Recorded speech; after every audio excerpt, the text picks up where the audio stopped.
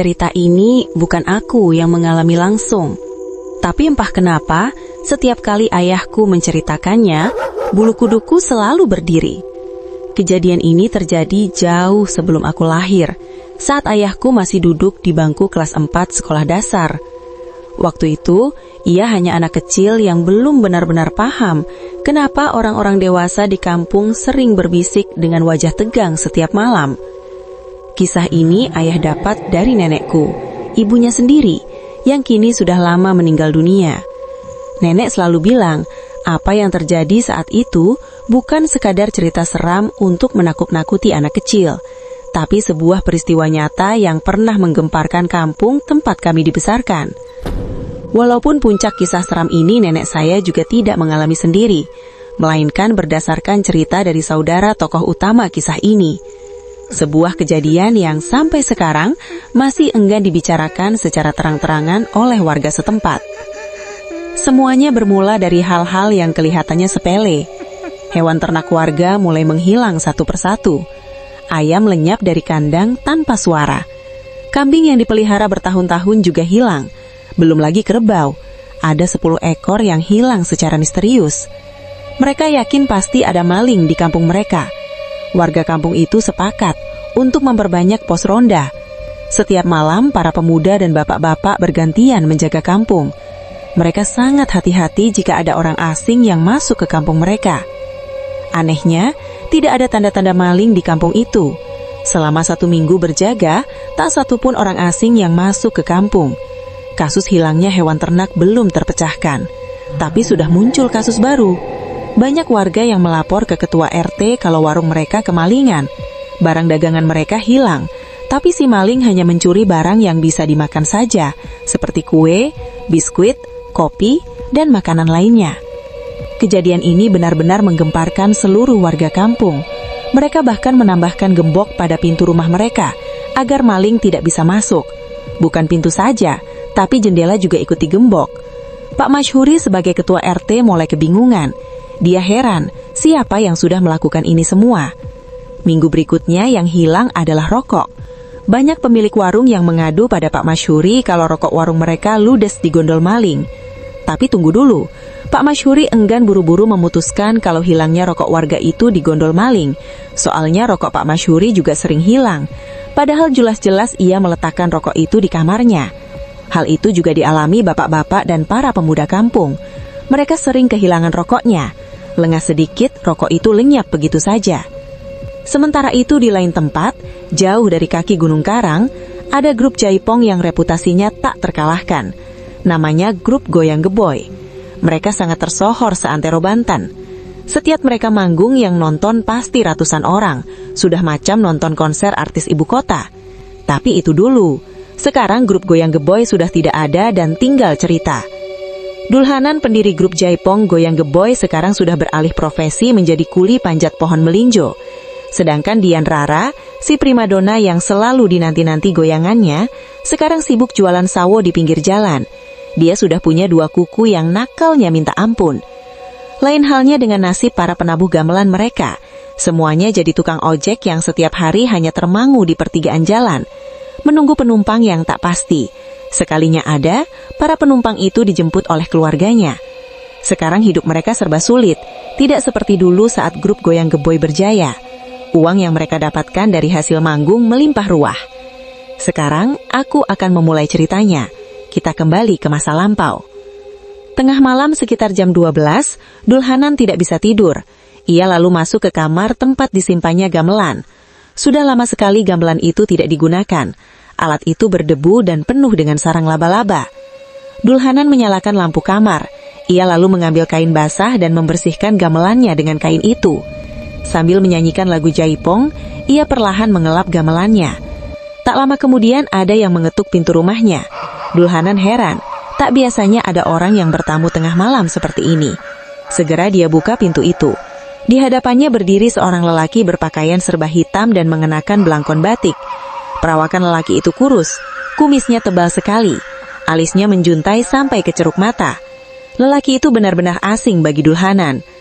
"Cari siapa ya, Pak?" tanya Dulhanan. "Bapak Dulhanan?" jawab lelaki sambil tersenyum ramah. Iya, saya sendiri. Mari, silahkan masuk. Dulhanan menggelar tikar pandan. Lelaki itu pun duduk sila, sambil terus menebar senyum ramah. Kalau boleh tahu, ada perlu apa ya sama saya?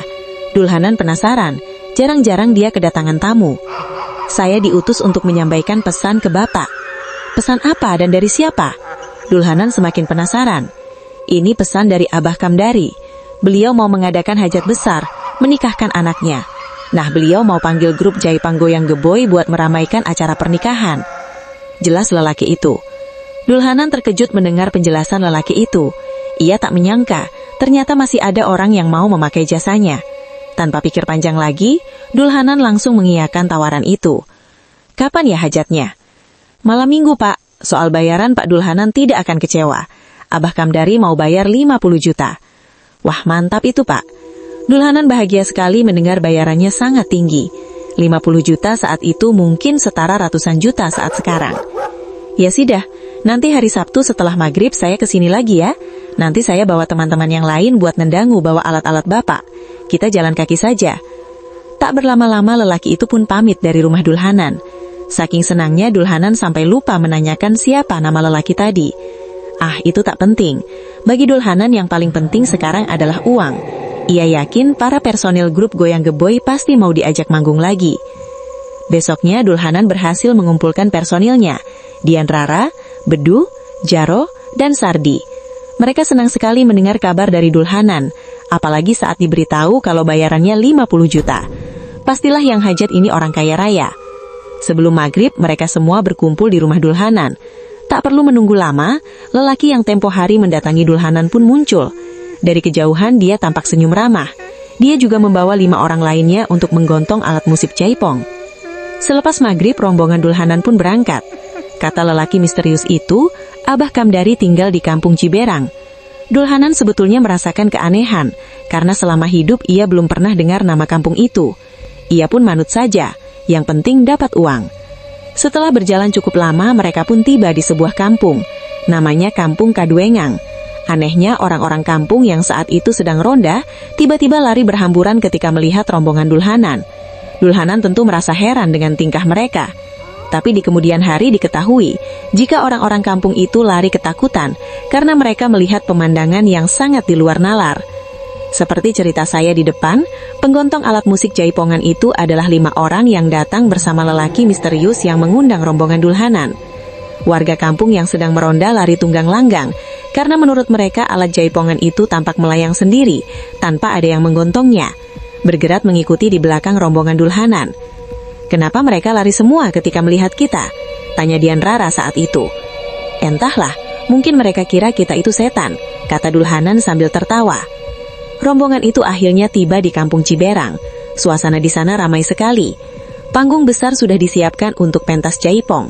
Bedu, Jaro, Sardi, dan Dulhanan langsung menata alat-alat dan tak lama kemudian mereka sudah menabuh alat-alat jaipong. Dian Rara pun meliuk-liuk bergoyang dengan lincah. Penonton bersorak melihat goyangan Dian Rara. Satu persatu, penonton itu naik ke panggung untuk nyawer. Di tengah-tengah pertunjukan, tiba-tiba Bedu izin buang air kecil. Ia pergi turun dari panggung dan segera mencari semak-semak. Ia pergi ditemani oleh Jaro. Saat sebelum Bedu naik kembali ke panggung, Bedu melihat seorang wanita cantik yang berdiri di antara pepohonan. Wanita itu berpakaian layaknya sinden. Dia tersenyum ke arah Bedu. Perawakannya montok, membuat Bedu terpakuna. Kemari, kata wanita itu sambil tersenyum, melambaikan tangannya, memanggil Bedu untuk mendekat. Walaupun sudah diingatkan oleh Jaro, tapi tanpa pikir panjang lagi Bedu menghampiri wanita itu, tanpa menghiraukan teriakan Jaro yang memanggilnya kembali. Ia dibawa masuk ke tengah hutan kecil dan menghilang begitu saja. Keesokan harinya, para personil grup jaipong itu terkapar di atas semak-semak. Mereka tidak menyadari kalau semalam yang hajat itu adalah lelembut gunung karang. Dulhanan membuka matanya. Tepat di samping kanannya sudah ada segepok uang tunai 50 juta dan benar-benar uang sungguhan. Bukan hanya itu, Dulhanan juga mendapati puluhan ekor ayam, 2 kambing, rokok berbagai merek, dan makanan warung. Semuanya ada di dekatnya. Dulhanan segera membangunkan personilnya, melihat sekeliling yang ternyata sebuah hutan. Bedu mana? Tanya Dulhanan. Nggak tahu, bukannya semalam manggung sama kita? Tanya Sardi. Iya, aku ingat betul, timpal Jaro. Dian Rara ada? Tanya Dulhanan sambil menoleh ke sekeliling. Itu dia Pak, tunjuk Jaro. Dian Rara terkapar tak sadarkan diri di atas semak-semak. Pakaiannya acak-acakan. Mungkin Dian Rara kelelahan setelah semalam suntuk menari tanpa henti. Rombongan itu akhirnya mencari jalan untuk turun dari pegunungan itu, yang kemudian mereka sadar jika itu adalah Gunung Karang, yang letaknya sangat jauh dari kampung halaman mereka. Lalu bagaimana dengan nasib Bedu? Bedu tidak pernah ditemukan keberadaannya hingga saat ini. Yang sampai saat ini mereka tak habis pikir, mereka berangkat jalan kaki, tapi mereka merasa jika perjalanan itu tidak terlalu jauh dan tidak melelahkan. Saat perjalanan pulang itulah, mereka kembali lewat di kampung yang saat itu warganya ketakutan ketika mereka lewat. Hingga akhirnya diketahui alasan kenapa mereka yang sedang ronda itu sangat ketakutan. Jika kalian percaya setiap kisah punya jejaknya sendiri, jangan lupa subscribe, like, dan komentar di channel Bisikan Gaib, agar kalian tidak terlambat mendengar bisikan kisah berikutnya. Dan jika kalian punya pengalaman seram yang pernah terjadi, tuliskan di kolom komentar. Siapa tahu, kisahmu yang selanjutnya akan kami bacakan.